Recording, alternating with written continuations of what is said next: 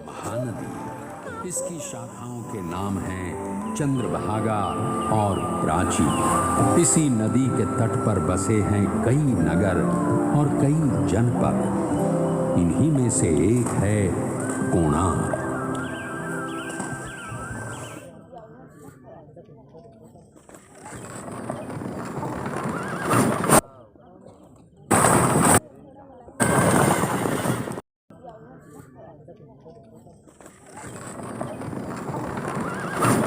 सूर्य मानव सभ्यता का आदि ईश्वर है, जगतचर्या का प्रतीक है।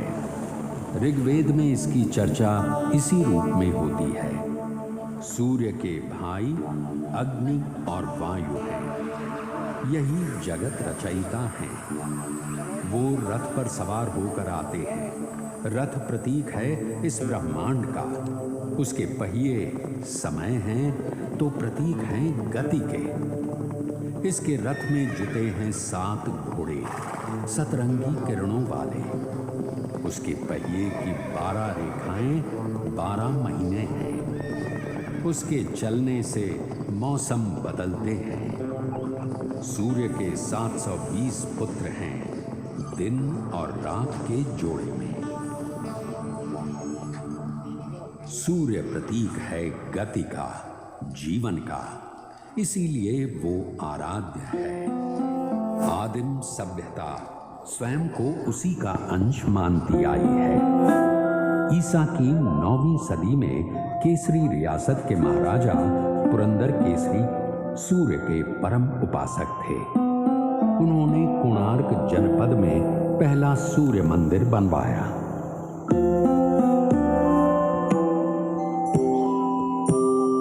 12वीं सदी में ओडिशा का केसरी साम्राज्य दक्षिण के गंग साम्राज्य के अधीन आ गया। इसी साम्राज्य के महाराजा अनंग भीम तृतीय ने जगन्नाथ मंदिर का निर्माण पूरा कराया, जिसकी शुरुआत अनंत वर्मन चोड़गंग देव ने की थी। कहते हैं अनंग भीम तृतीय ने संतान थे। पुत्र प्राप्ति के लिए उन्होंने उसी मंदिर में सूर्य की उपासना की, जिसका निर्माण केसरी साम्राज्य के महाराज पुरंदर केसरी ने कराया था। उपासना सफल हुई और नरसिंह देव प्रथम का जन्म हुआ।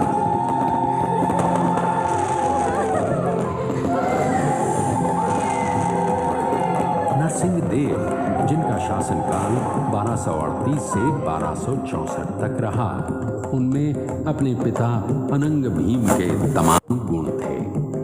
नरसिंह देव के पिता अनंग भीम ने 1211 से 1238 तक ओडिशा पर राज किया। ये काल ओडिशा की गौरव गाथा का काल था, स्वर्ण युग था। ये वही काल था जब मुस्लिम शासक तेजी से अपने साम्राज्य का विस्तार कर रहे थे। कश्मीर और ओडिशा को छोड़कर देश का अधिकांश भाग मुस्लिम शासकों के अधीन हो गया था। मुसलमानों की बढ़ती ताकत और साम्राज्य विस्तार नरसिंह देव के लिए चुनौती का समय था। ओडिशा की संप्रभुता और स्वाधीनता सामने खड़ी थी। प्रजा की शंकित निगाहें नरसिंह देव को देख रही थी। नरसिंह देव ने ओडिशा की एकता और अखंडता की ध्वजा अपने हाथों में थाम ली और जुट गए ओडिशा की रक्षा में। मालव देश यानी आज का विंध्य देश, यहाँ की राजकुमारी थी सीता देवी, सुंदर, सुशील, सर्वगुण संपन्न। मालव देश मुसलमानों के अधीन हो चुका था। उसी प्रदेश की राजकुमारी सीता देवी के साथ नरसिंह देव का विवाह संपन्न हुआ। सीता देवी राजरानी बन गई। महारानी, हमें शीघ्र ही युद्ध के लिए प्रस्थान करना पड़ेगा। राज्य की सीमा पर यवनों ने पुनः डेरा जमा लिया है। दुघान खान उत्कल को पराधीन बनाना चाहता है, लेकिन उत्कल किसी पर आश्रित नहीं है। गंग साम्राज्य की रक्षा के लिए मेरे प्राणों की भी आहुति जाती है, तब भी मैं पीछे नहीं हटूंगा। तुघान खान उत्कल पर हमले के बहाने ढूंढ रहा है। यवनों को हमेशा हमेशा के लिए पीछे खदेड़ना पड़ेगा। इस बार उत्कल के वीर आत्मरक्षा के लिए युद्ध नहीं लड़ेंगे। इस बार हम आक्रमण करेंगे। उत्कल के विजय की प्रार्थना कीजिए रानी, उत्कल के विजय की प्रार्थना कीजिए। जिसका नाम नरसिंह देव है और जो सेवक है जगन्नाथ के, उसकी कभी पराजय नहीं हो सकती। जाइए महाराज, विजय पथ आपकी राह देख रहा है। भयंकर युद्ध हुआ, मार काट मची, खून बहा।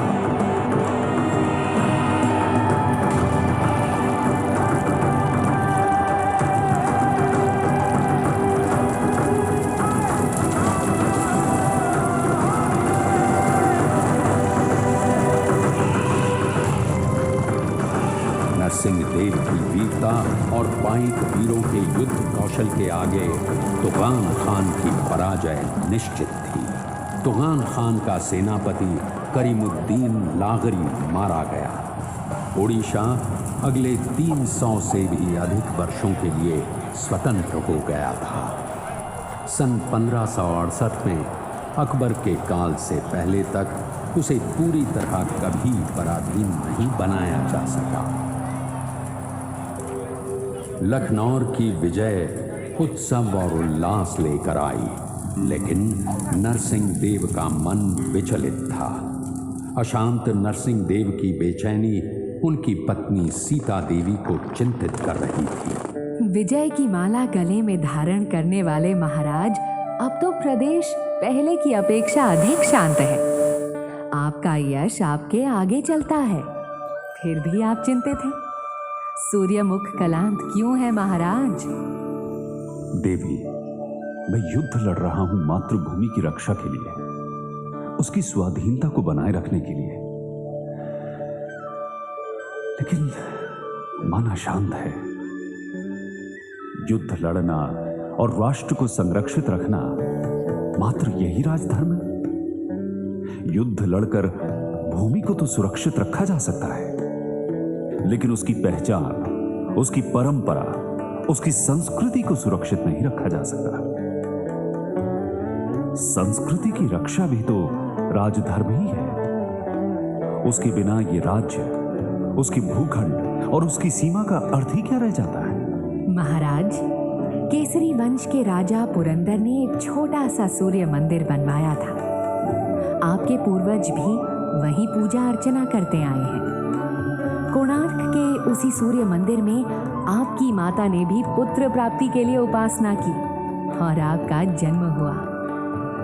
आज वो मंदिर जीर्ण अवस्था में पड़ा हुआ है महाराज। आपकी माता ने वहां भव्य मंदिर बनवाने की कामना की थी।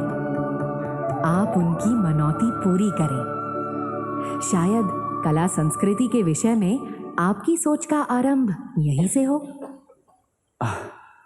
अद्भुत! इससे सुंदर और क्या हो सकता है देवी? शीघ्र ही निर्माण कार्य शुरू करना होगा।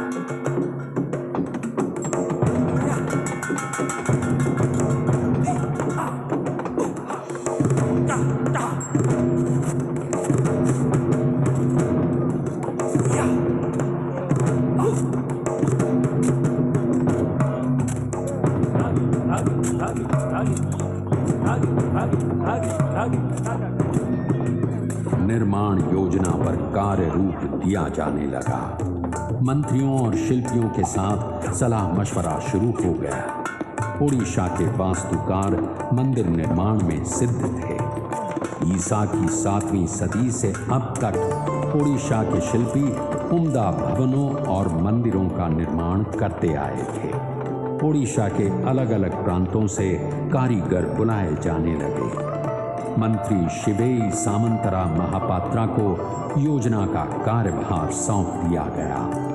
उधर सीमा पर फिर से युद्ध छिड़ गया था। सुल्तान इल्तुतमिश ने इख्तियारुद्दीन उज़्बेक को गौड़ प्रदेश का शासक बना दिया था। एक तरफ कोणार्क में मंदिर निर्माण का कार्य चल रहा था, दूसरी तरफ सीमा पर युद्ध। नरसिंह देव ने बांकुड़ा और हुगली के इलाके जीत लिए।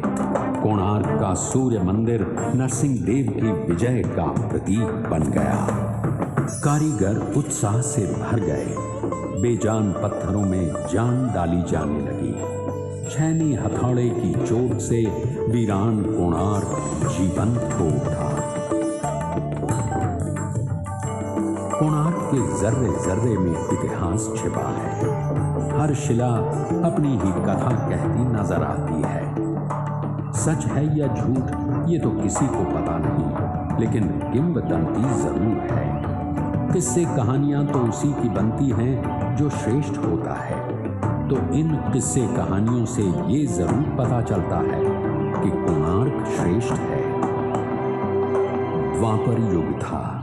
श्री कृष्ण की 8 पटरानियों में से जामवंती के गर्भ से जन्मे सांब। सांब रूपवान थे। अपने रूप पर उन्हें गर्व भी था। एक दिन ब्रह्मर्षि नारद पधारे। अपने रूप में मदमस्त सांब उनका अपमान कर बैठे। पृष्ठ नारद ने कृष्ण से ये कह दिया कि तुम्हारा पुत्र सांब गोपांगनाओं के साथ प्रणय क्रीड़ा में लीन है। क्रोधित कृष्ण सांब को ढूंढने निकले। इधर नारद ने सांब से कहा, पुत्र, तुम्हारे पिता रैवतक पर्वत पर तुम्हारी प्रतीक्षा कर रहे हैं। पिता को प्रतीक्षारत जान सांब तीव्र गति से रैवतक पर्वत की ओर भागे। वहां गोपियां पुष्करणी में जल क्रीड़ा कर रही थी। सांब को समक्ष देख उन्हें लगा साक्षात श्री कृष्ण आ गए हैं। सांब में कृष्ण छाया देख सुध बुध बिसराकर गोपियां सांब से लिपट गईं। तभी वहां पहुंचे कृष्ण। सांब को गोपियों के आलिंगन में देख क्रोध से भड़क उठे। अरे नराधम क्लीव, तू महापातकी है।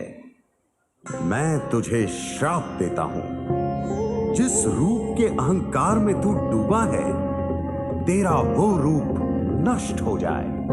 तेरे रूपवान अंग कुष्ठ से भर जाए। पिता के शाप से सांब को कुष्ठ हो गया। नारद के प्रति हुए अपमान का उन्हें आभास हुआ तो वे नारद के पास पहुंचे। नारद ने उनकी दशा देखी और द्रवित होकर शाप मुक्ति का उपाय बताया। तुम भारत के पूर्वी तट पर मैत्रेय वन में जाकर सूर्य की उपासना करो। उनकी कृपा से ही तुम रोग मुक्त हो सकते हो। नारायण नारायण। सांब चंद्रभागा नदी किनारे मैत्रेय वन में जाकर सूर्योपासना में लीन हो गए। उनकी कठोर साधना से प्रसन्न हो सूर्यदेव ने उन्हें रोग मुक्त कर दिया। रोग मुक्त सांब ने चंद्रभागा नदी में डुबकी लगाई। वहां उन्हें पत्थर की बनी सूर्यदेव की मूर्ति मिली। उन्होंने मंदिर बनवा वहीं उसकी स्थापना कर दी। सांब की वो साधना पीठ आज कोणार्क मठ के नाम से जानी जाती है और आज भी देश के विभिन्न हिस्सों के कुष्ठ रोगी रोग मुक्ति की कामना के लिए यहाँ आते हैं। ये कथा है सांब पुराण की, पौराणिक है। उड़ीसा के जनमानस की कथा है। इतिहास का इससे कोई सरोकार नहीं है। कोणार्क निर्माण में कितना समय लगेगा, कितने कारीगर काम करेंगे, कितना अर्थ व्यय होगा, सारा हिसाब लगाया जा चुका था। भ्रमरवर हरिचंदन आय व्यय की देखभाल कर रहे थे। पुरी से 19 मील उत्तर पूर्व पदमतोला गंड नामक पुष्करणी को भरकर मंदिर बनाने का फैसला ले लिया गया। ओडिशा के विभिन्न इलाकों से चुन चुन कर कारीगर बुलाए गए। दूर दूर के पहाड़ों से पत्थर लाए जाने लगे। चित्रकोंडा, माकंडा, रेगेड़ा, श्वेत, श्याम, किस्म किस्म के पत्थर और नील रंग का ग्रेनाइट लाया गया नीलगिरी से। नवग्रह के लिए शिला आई 642 मन की। मंदिर के ऊपर कलश स्थापना के लिए 56,000 मन का फीट ऊंचा शिलाखंड जलमार्ग द्वारा 100 मील से भी अधिक दूरी से लाया गया। न सिर्फ इसे लाया गया बल्कि 200 फीट ऊंचे मंदिर के शिखर पर चढ़ाया भी गया। शिल्पियों का अद्भुत कौशल और लगन अचंभित कर देने वाले थे। कुल 1200 कारीगर लगाए गए निर्माण कार्य में काम पूरा करने के लिए और समय निर्धारित किया गया 12 वर्षों का। महाराज नरसिंह देव स्वयं रुचि ले रहे थे निर्माण कार्य में।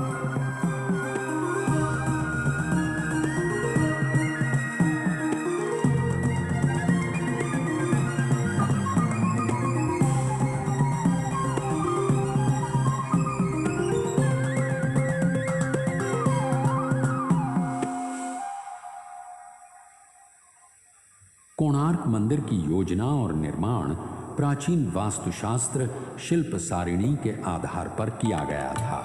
इसकी निर्माण योजना को देखें तो ये लगभग वैसा ही है जैसे भुवनेश्वर का यमेश्वर मंदिर। मूल रूप से 2 हिस्सों में बंटा हुआ, पहला विमान तथा दूसरा जगमोहन। विमान लगभग चौकोर होता है, कोणार्क ठीक इसी रूप में बना है। केंद्रीय मंदिर रथ की आकृति में बना है। सूरज के 7 घोड़ों द्वारा खींचे जा रहे विमान और जगमोहन दोनों एक ही पीठ पर संयुक्त रूप से बने हुए रथ का सा आभास पैदा करते हैं। सूर्य रथ में 24 पहिए हैं और 7 दिनों के प्रतीक देते 7 घोड़े रथ को खींचते नजर आते हैं। पूर्व की ओर कुछ हटकर नाट्य मंदिर बना है। मुख्यशाला और नाट्य मंदिर के बीच में अरुण स्तंभ था। मुख्य मंदिर के दक्षिण पूर्व सूर्य शक्ति छाया देवी का मंदिर है। दक्षिण पूर्व में ही कुछ दूरी पर भोग निर्माण के लिए रसोई घर बना है। सामने दोनों ओर अन्य छोटे छोटे मंदिर बने हुए हैं। केंद्रीय मंदिर और अन्य मंदिरों को घेरे प्राचीर बनी है। मुख्यशाला के पूर्व, दक्षिण और उत्तर में 3 द्वार बने हैं। हर द्वार की सिद्धियों के दोनों ओर अपूर्व कारीगरी से बने खंभे हैं। पूर्व की ओर है सिंह द्वार, दक्षिण में अश्व द्वार और उत्तर में है गज द्वार। सूर्य के प्रकाश में भेद नहीं है।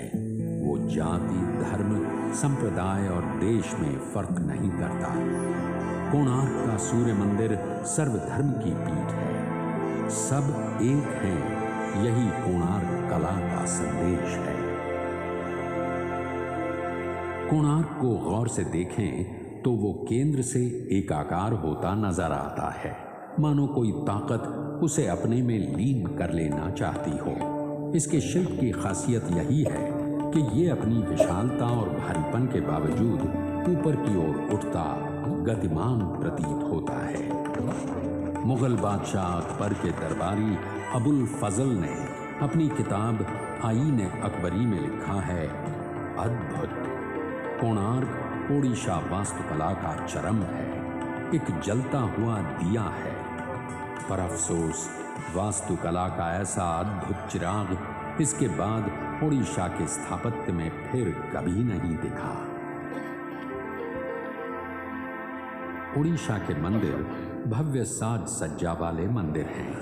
प्राकृतिक बिंबों में कमल की आकृति प्रायः हर मंदिर में मिल जाएगी। कमल जहां एक तरफ सूर्य को बिंबित करता है, वहीं वो प्रतीक है प्रज्ञा का, ज्ञान का, परम ज्ञान का।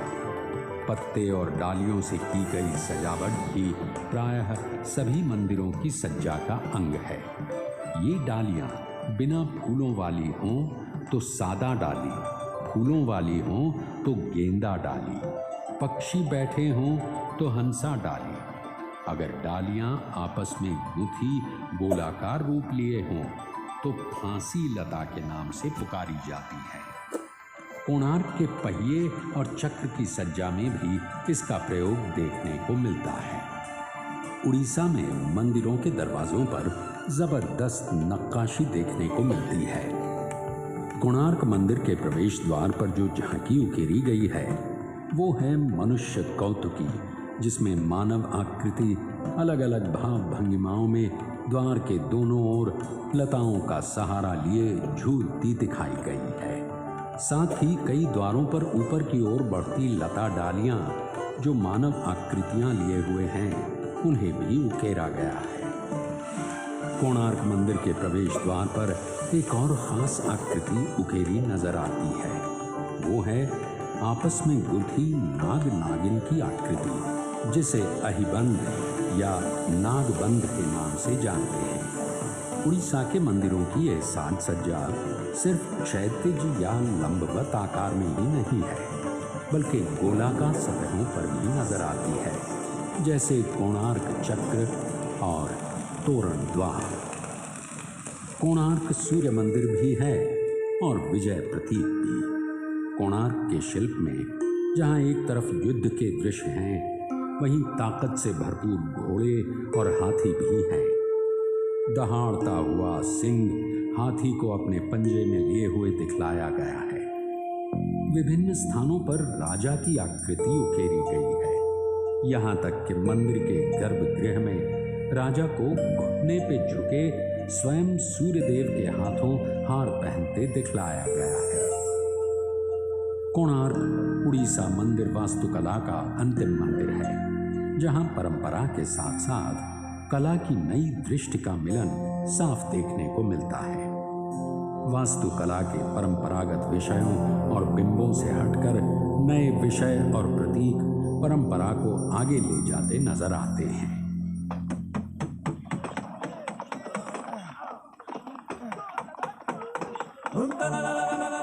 जनपद के महान शिल्पी विष्णु महाराणा, प्रणाम स्वीकार करें।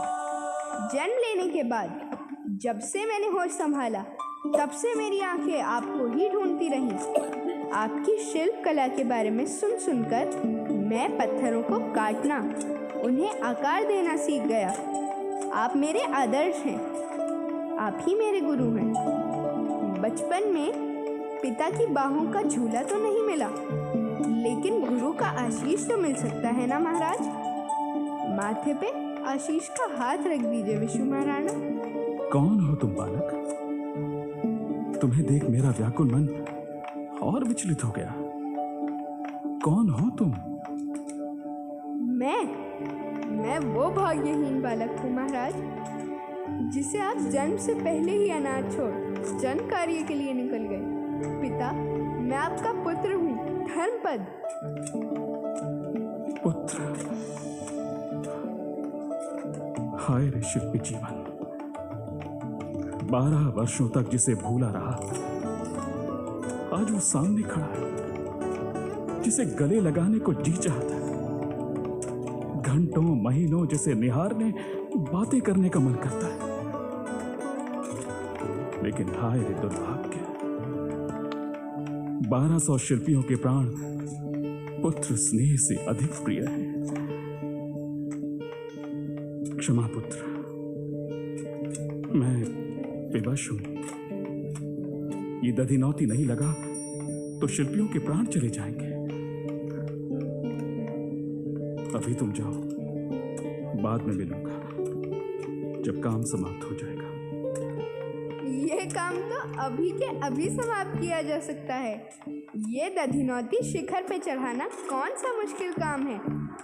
मैं आपका पुत्र हूँ महाराज, बस आशीर्वाद दीजिए। अचंभित पिता मुंह खोले देखते रह गए। धर्मपद जुट गया। देखते ही देखते दधिनौती शिखर को छूने लगा। जो काम सिद्ध शिल्पी न कर सके वो 12 वर्ष के एक बालक ने कर दिखाया। सब चकित थे। काम पूरा हो जाने का उत्साह था, वहीं एक 12 वर्ष के बालक से हार जाने की ग्लानि भी। शिल्पियों के दल में बातें शुरू हो गईं। अगर महाराजा को इस बात का पता चला तो सबकी बदनामी होगी। हमारी कला, हमारी कारीगरी से लोगों का भरोसा उठ जाएगा।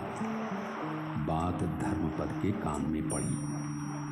पिता के शिल्प और 1200 शिल्पियों की कलाकारी पे उसकी वजह से प्रश्न उठे, ये उसे मंजूर नहीं था। और देखते देखते चंद्रभागा नदी में छलांग लगा। शिल्पी मान मर्यादा की रक्षा के लिए अपने प्राण त्याग दिए।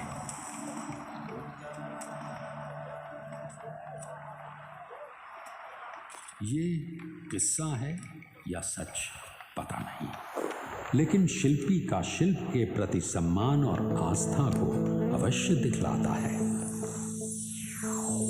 1200 शिल्पियों की 12 वर्षों की अनथक साधना के बाद कोणार्क का अद्वितीय सूर्य मंदिर बनकर तैयार हुआ। राजा नरसिंह देव की कामना ने आकार रूप ग्रहण किया। इसके बनने के उपलक्ष्य में जबरदस्त समारोह का आयोजन किया गया।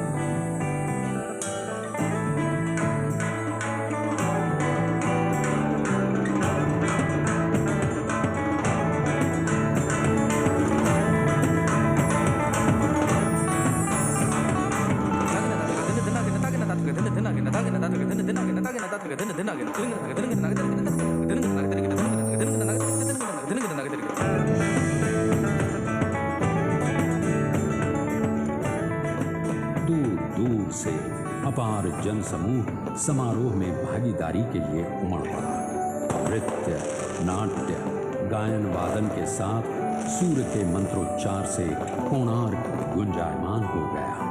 पूरे 1 महीने तक पूजा अर्चना चलती रही। राजा नरसिंह देव स्वयं आहुति दे रहे थे। मंदिर के समक्ष आकाश में सर उठाए विशाल सूर्य स्तंभ अपनी सत्ता, अपनी ताकत का आभास देता सबको चकित कर रहा था।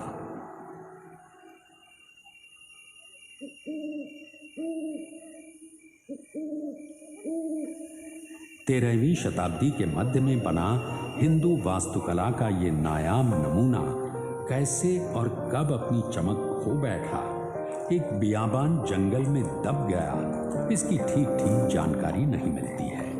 धर्म क्षेत्र देवला कर्मांगी के दान के अंतिम हिस्से में कहा गया है, वर्षों तक पद्म क्षेत्र में मेरे द्वारा बताई नीति से सेवकों ने सूर्य की आराधना नहीं की। परिणाम स्वरूप सूर्यदेव इस मंदिर को छोड़ चले गए। हालांकि ये बात कब लिखी गई इसकी जानकारी नहीं मिलती, इसलिए इसे भी साक्ष्य रूप में नहीं माना जा सकता। कोणार्क में घूमते गाइड आपको अक्सर बताएंगे कि इसके विध्वंस की वजह और कुछ नहीं बल्कि महान नाविक क्रिस्टोफर कोलंबस की कारस्तानी थी। प्रचलित है कि मुख्यशाला के ऊपर एक विशाल चुंबक स्थापित था, जिसका चुंबकीय क्षेत्र इतना अधिक शक्तिशाली था कि वो सुदूर समुद्र में नौ संचालन में बाधा उत्पन्न करता था। कोलंबस जैसे महान नाविक को ये भला कैसे रास आता, सो उसने इसे उखाड़ फेंकवाया। कहते हैं कि चुंबक के हटते ही मुख्यशाला चरमरा के गिर पड़ी।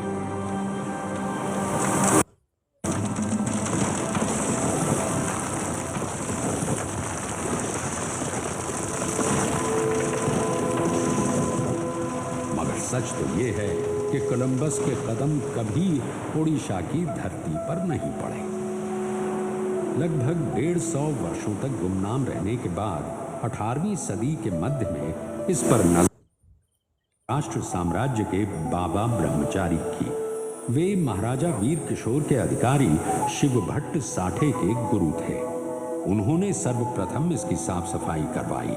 फिर 1824 में एक अंग्रेज अफसर एंड्रयू स्टर्लिंग ने इसका अध्ययन किया और इसके रेखा चित्र प्रकाशित किए। फिर क्या था, कोणार्क का ये सूर्य मंदिर पुनः अंधकार से प्रकाश में आ गया। इसकी अद्भुत कला अपनी क्षतिग्रस्त अवस्था में भी अचंभित कर जाती है। आज ये विश्व की धरोहरों में से एक है।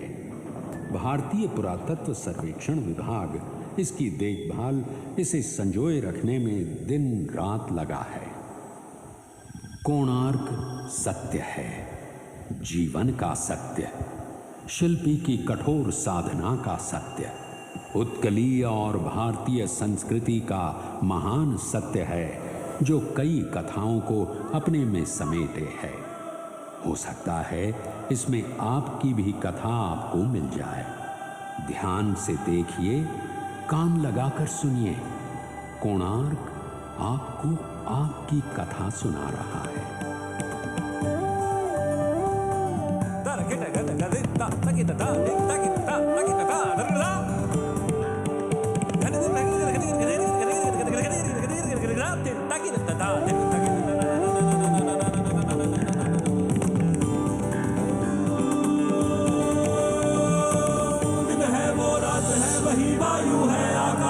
वही वो जल है, जलवायु है, जल जल के जलता है।